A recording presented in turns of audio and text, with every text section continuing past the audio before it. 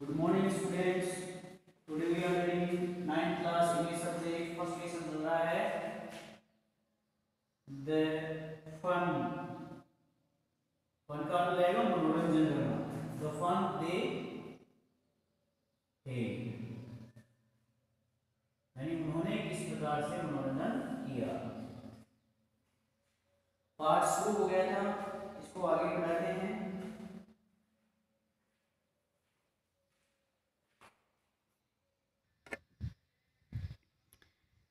यहाँ हो गया था सो she said to Tommy.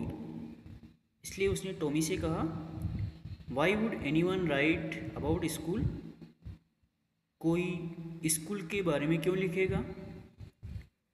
Tommy looked at her with very superior eyes. Superior eyes का अर्थ हो जाएगा बहुत ही आश्चर्यजनक तरीके से. टॉमी उसकी ओर बड़े आश्चर्य की नज़रों से देखता है. टॉमी ने उसकी ओर बड़ी आश्चर्यजनक नज़रों से देखा. Because it is not over kind of school stupid.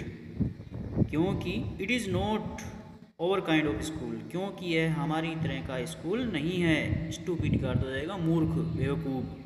क्योंकि यह हमारी तरह का स्कूल नहीं है. बेवकूफ़, बेवकूफ़, यह हमारी तरह का स्कूल नहीं है.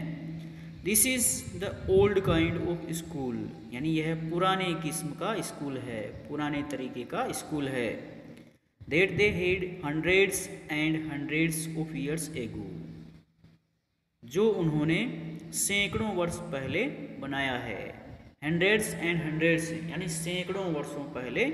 ईयर्स एगो सैकड़ों वर्षों पहले बनाया है. ही एडेड लोफ्टली. लोफ्टली का अर्थ होता है वही सुपीरियर आई, सुपीरियर बड़े आश्चर्यपूर्ण तरीके से. ही एडेड लोफ्टली प्रोनाउंसिंग. प्रोनाउंस का अर्थ होता है उच्चारण करते हुए या कहते हुए द वर्ड्स केयरफुली सेंचुरी सेगो. अब उसने बड़े आश्चर्य से बात को आगे बढ़ाते हुए बड़े सावधानी से कहा सेंचुरीज एगो, यानी सदियों पहले का है. यानी यह स्कूल काफ़ी पुराना है. सेंचुरीज एगो शताब्दियों पहले का. मार्गी वाज हर्ट. मार्गी को चोट लगी थी. वेल ठीक है. I do not no. मैं नहीं जानता हूँ. वाट kind of school they head.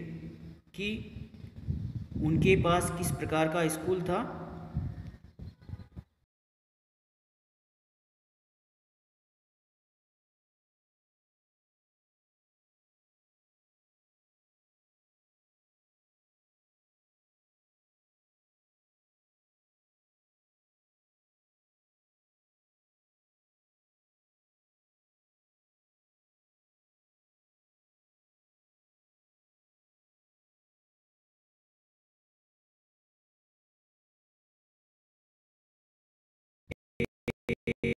यानी वैसे भी दे हेड ए टीचर. वैसे भी उनका एक अध्यापक है.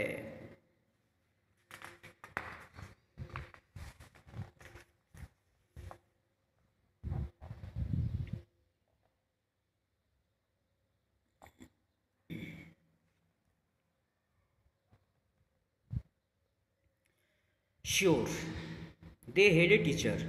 वास्तव में वे एक अध्यापक रखते हैं या उनके पास एक अध्यापक पढ़ाने के लिए आता है. But it was not a regular teacher.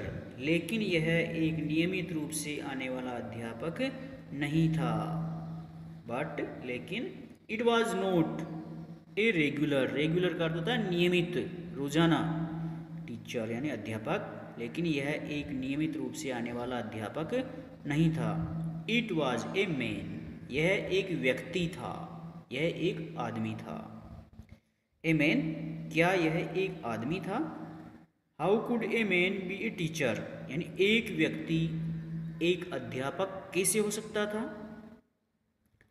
एक व्यक्ति एक अध्यापक कैसे हो सकता था. वेल ठीक है. He just told the boys and girls things. वह लड़कों तथा लड़कियों को केवल बातें बताता है. And gave them homework. और उन्हें गृह कार्य देता है.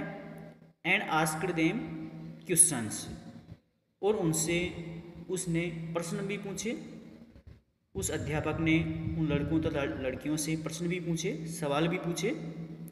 A man is not smart enough, एक व्यक्ति पर्याप्त रूप से स्मार्ट नहीं होता है, यानी एक व्यक्ति पर्याप्त रूप से एक शिक्षक नहीं होता है।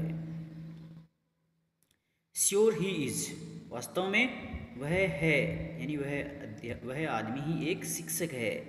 My father knows as much as my teacher, यानी मेरे पिताजी मेरे अध्यापक के रूप में जानते हैं, मेरे पिताजी मेरे अध्यापक के जितना जानते हैं। He knows almost as much, he knows almost as much, मेरे पिताजी लगभग अध्यापक से अधिक जानते हैं। आई बेट जॉब, बेट का अर्थ होता है शर्त लगाना, आई बेट यानी मैं इस पर शर्त लगाता हूँ।